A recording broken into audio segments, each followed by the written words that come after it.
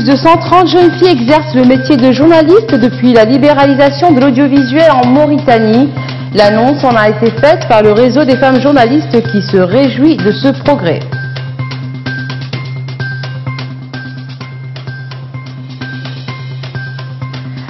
La Mauritanie pourrait devenir exportateur de produits laitiers si elle valorisait ses ressources animales. C'est l'avis des experts au regard des 20 millions de têtes de bétail et des 24% de la contribution du secteur au produit intérieur brut national.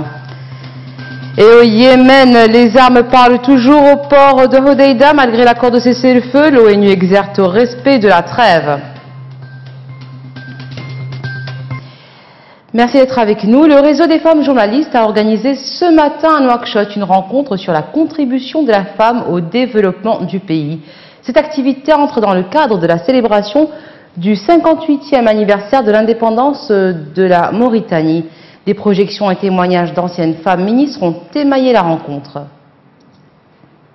Alors, cette activité rentre dans le cadre des festivités marquant le 58e anniversaire de l'indépendance.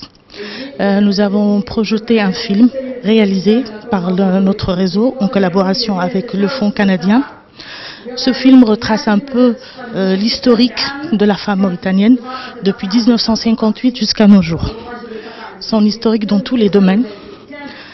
Nous avons pu avoir des témoignages de pionnières de ce pays, d'anciennes ministres, de femmes qui ont vécu toute l'histoire de la Mauritanie. Elles sont venues pour nous appuyer déjà, pour appuyer notre réseau et pour aussi témoigner de l'évolution de la femme mauritanienne. C'était donc la vice-présidente du réseau des femmes journalistes qui s'est félicitée des progrès réalisés en matière d'accès des jeunes filles au paysage audiovisuel par ailleurs depuis la libéralisation de ce dernier en Mauritanie. Nous retournons donc aux femmes ministres qui ont émaillé la rencontre. 2007 déjà. Et nous avons avant la libération de l'audiovisuel, nous étions peu, c'est vrai, mais après la libération de l'audiovisuel, la création de plusieurs chaînes télé et de radio, plein de jeunes filles ont accédé à ce domaine, le domaine des médias. Donc notre réseau a pris la tâche de les former, une chose que nous, on n'a pas eu à nos débuts. Personne ne nous a formés, c'était juste une passion. C'est après qu'on a commencé à nous spécialiser, à participer à des formations ici en Mauritanie ou ailleurs pour justement renforcer notre capacité dans ce domaine. Ces jeunes filles ont eu la chance d'avoir le réseau des femmes journalistes mauritaniennes pour les accompagner. Elles sont au nombre de 130. Oui, 130 jeunes filles journalistes adhérentes au réseau des femmes journalistes mauritaniennes. Ce domaine évolue et notre réseau a pris la tâche, comme je vous l'ai dit, de les former dans la déontologie de ce métier. Une femme journaliste, c'est pas mettre du maquillage et être une belle fille et passer sur l'écran, c'est pas ça du tout. Il faut avoir quelque chose dans la tête et c'est ce que nous voulons avoir. Et donc nous excusons pour la confusion due à des problèmes techniques. Il s'agissait donc de Houriya Metmoula Idriss, journaliste et présentatrice télévision. L'élevage est la principale activité du secteur rural en Mauritanie avec un cheptel de plus de 20 millions de têtes de bétail. Il occupe une place centrale dans l'économie nationale. Il contribue ainsi significativement à la création de richesses du pays avec 24% du produit intérieur brut. Pour beaucoup d'experts, avec un cheptel aussi important, le pays pourrait facilement assurer son autosuffisance en lait et devenir même un exportateur de produits laitiers. Reportage de Hamoura Diagana.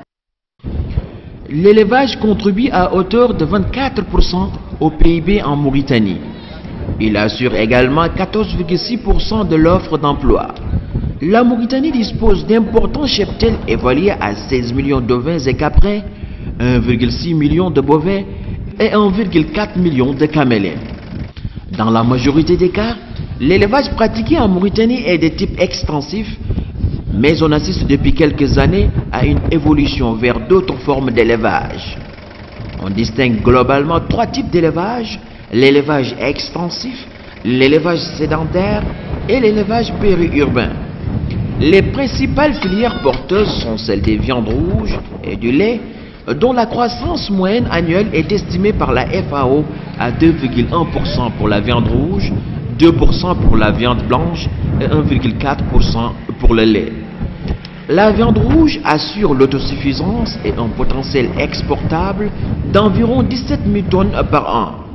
Quant à la production locale de lait, elle couvre environ 30% des besoins de la Mauritanie. Cependant, en dépit de son potentiel en matière d'élevage, le pays reste confronté à une facture laitière annuelle estimée à plus de 100 millions de dollars. À une semaine de l'élection présidentielle du 23 décembre, la République démocratique du Congo est sous haute tension, à la manière d'une crise post-électorale qui pourrait faire vaciller une nouvelle fois le pays déjà mal en point. Depuis le 12 décembre, des violences ont émaillé les meetings électoraux des candidats de l'opposition, faisant déjà plusieurs morts. Les autorités ont affirmé qu'un nouvel entrepôt de la commission électorale a été attaqué aujourd'hui. Les autorités parlent de fermer les frontières le jour du vote.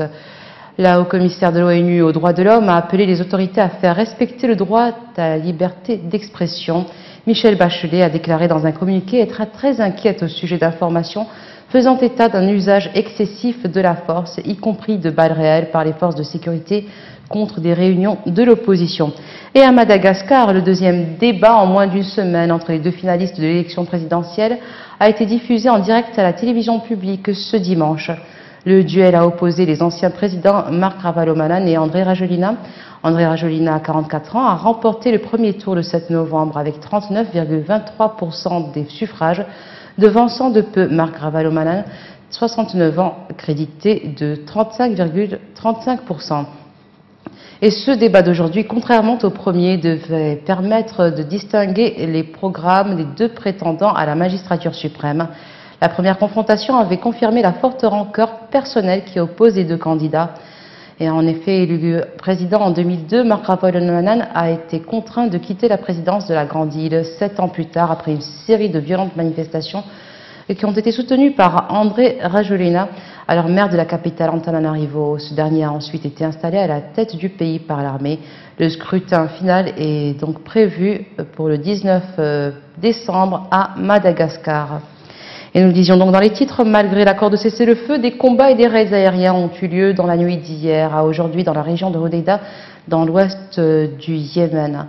L'émissaire de l'ONU au Yémen, Martin Griffiths, a rapidement exhorté les belligérants yéménites à respecter l'accord de trêve. L'émissaire a souligné attendre des deux parties qu'elles respectent leurs obligations conformément au texte et à l'esprit de l'accord. Au moins 29 combattants, dont 22 rebelles Houthis, ont été tués dans ces combats, selon un responsable pro-gouvernemental. Ce bilan n'a pu être confirmé de sources indépendantes à ce stade. Un habitant de Hodeïda, pour sa part, a qualifié ces affrontements de violents, ajoutant que le bruit d'avions survolant la ville avait été entendu toute la nuit. Sept rebelles ont été capturés lors d'une offensive des Houthis contre la localité d'Al-Dourahimi, à environ 20 km au sud de Hodeïda. La première édition de la foire commerciale interafricaine s'achève demain. Elle a vu la participation de plusieurs hauts responsables africains. Cette manifestation a été présidée par le Premier ministre égyptien Mostafa Madbouli, qui a affirmé que la future zone de libre-échange continentale africaine constituera le déclic dans le développement du continent. La foire permettra aux pays africains d'échanger, de travailler ensemble dans l'intérêt de leur développement individuel et collectif pour atteindre les objectifs de développement. Récit de Hamoura Diagana. Cette foire a pour but de stimuler le commerce intra-africain et de soutenir la mise en œuvre de la zone de libre-échange continentale africaine, ZLECA, dont l'accord avait été signé en mars 2018 par 44 chefs d'État et de gouvernement africains lors du sommet extraordinaire de l'UA à Kigali. Première du genre à l'échelle africaine, la foire interafricaine de Caire est une manifestation qui fournit une plateforme de partage et d'échange d'informations sur le commerce, l'investissement et le marché en vue de permettre aux clients, aux fournisseurs et aux pays africains de se joindre, de discuter et de conclure des accords commerciaux. Elle constitue une étape importante vers la réalisation des objectifs de la ZLECA, laquelle s'étendra sur un marché unique de plus d'1 milliard de personnes. Une analyse de la Banque africaine d'import-export, Afreximbank, montre que l'une des raisons pour lesquelles le commerce intra-africain est faible, aux environs de 15% contre 59% en Europe, 51% en Asie et 37% en Amérique du Nord, réside dans le déficit d'accès à l'information sur le commerce et le marché du continent. Parmi les initiatives proposées pour relever ce défi, l'Afreximbank a décidé d'organiser cette foire commerciale intra-africaine tous les 2 ans afin de fournir des informations sur le marché et le commerce et servir de contact entre les différents acteurs du commerce africain. Les négociations ont été périlleuses, mais finalement les points de blocage ont été levés. Les délégués de quelques 200 pays réunis à la COP24 en Pologne ont adopté les règles d'application de l'accord de Paris contre le réchauffement climatique, le coup de marteau du président étant accueilli par une standing ovation. La conférence est achevée avec plus de 24 heures de retard sur le programme prévu. En revanche, elle n'a pas donné lieu à de nouveaux engagements des États à relever leurs objectifs de réduction des gaz à effet de serre, insuffisants à ce stade face au dérèglement du climat.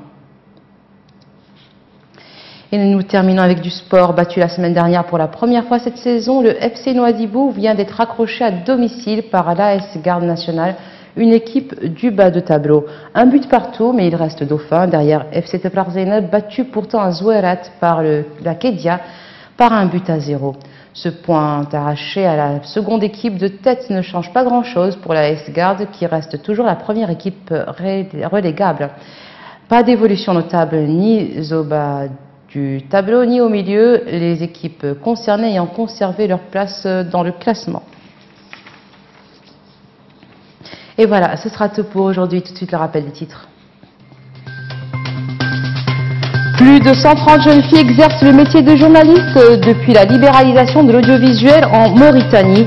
L'annonce en a été faite par le réseau des femmes journalistes qui se réjouit de ce progrès.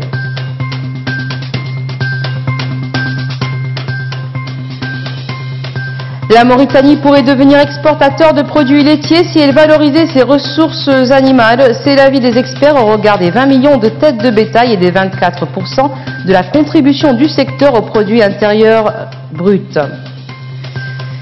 Et au Yémen, les armes parlent toujours au port de Hodeïda malgré l'accord de cessez-le-feu. L'ONU exhorte au respect de la trêve.